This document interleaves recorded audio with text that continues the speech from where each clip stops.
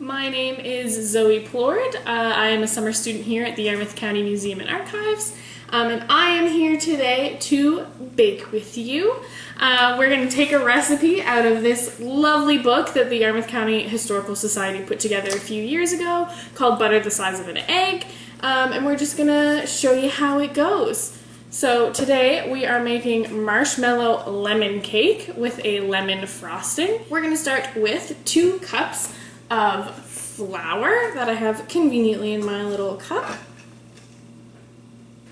We are then going to add 2 teaspoons of baking powder and 1/4 teaspoon of salt. And we're going to whisk that all together. Okay. We're now going to add 3/4 teaspoons of lemon zest. And mix that in. And 4 tablespoons of butter that I have melted for the sake of ease.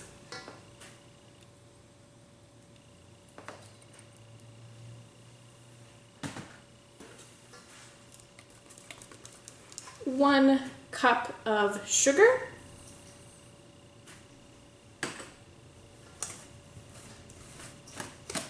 An egg. It's time for an egg. So we're going to take 1 unbeaten egg.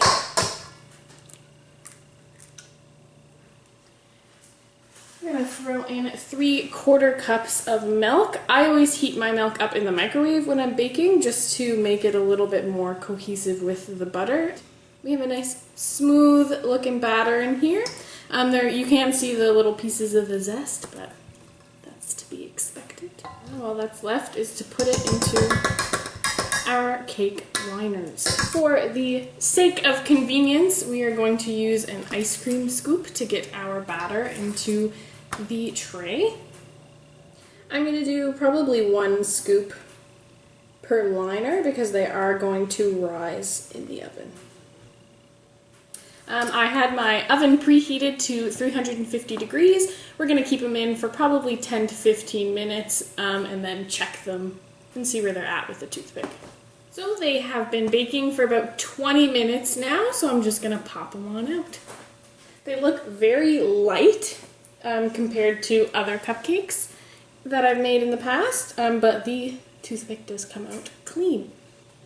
So now we are going to move on to the lemon frosting, just while our second batch of 6 cupcakes have hit the oven. We're going to start with 2 unbeaten egg whites. And we're going to carefully keep the yolk in the shell. We're now going to throw in a cup of sugar.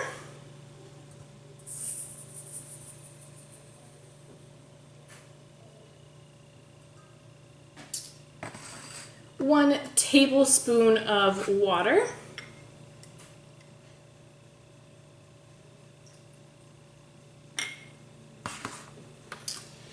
And we need 3 teaspoons of lemon juice. So I'm just going to squeeze my lemon in here. 1.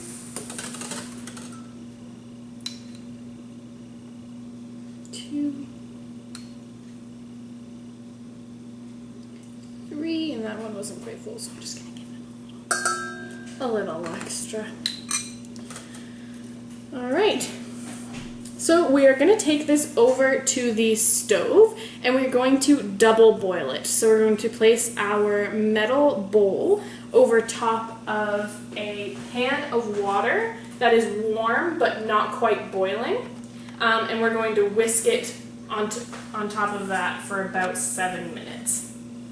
So now that that is completed, you should have a kind of runny but definitely a little bit thick mixture. We are going to add a 1/2 teaspoon of grated lemon rind. We are also going to add 2 drops of almond extract. And then it says just beat until thick. We are final step is going to be adding in 16 marshmallows. And we're just going to let the heat of the mixture melt them up a little bit. And just in case they don't start melting at some point, I would be prepared to put it back over the heat on the stove. Okay, so we have finished folding our marshmallows into our frosting. We did let it sit and cool for about an hour. You also don't want to frost any of your cupcakes while your cupcakes are still warm because it will cause the frosting to melt.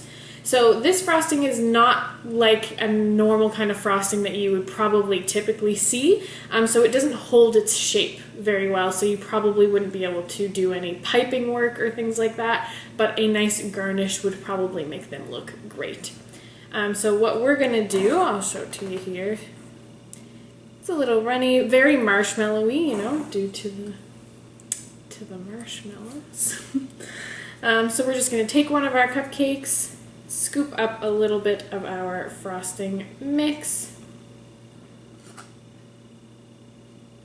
and I'm going to put a bunch in the middle, and then I'm slowly going to work my way around. If you try to spread it because it is sticky, you might have a little bit of a hard time, so you kind of want to just bounce it along. Alright, so that concludes our baking adventure of the day. If you were interested in this recipe, feel free to stop by the Yarmouth County Museum and Archives and pick up your own copy of this recipe book, Butter the Size of an Egg, for just $8. And what a better way to celebrate your baking successes than sharing it with friends. Hey, Madeline! Hey, thank you. Go. Yeah, you can eat it. They're a little sticky, you know, marshmallowy. Shiny. Look a little 10 out of 10. Frosting's really good. 10 out of 10. 10 out of 10. Alright. We're going to start with 2 unbeaten egg whites. It didn't break. It literally didn't break.